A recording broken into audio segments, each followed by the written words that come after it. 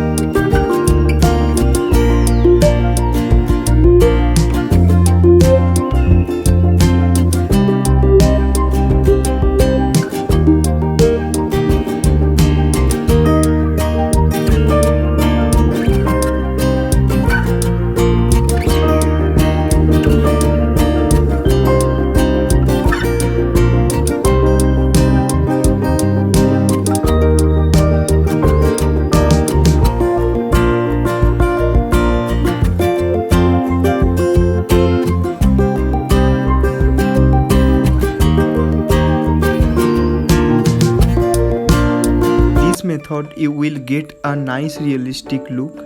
So watch the full video and learn about it.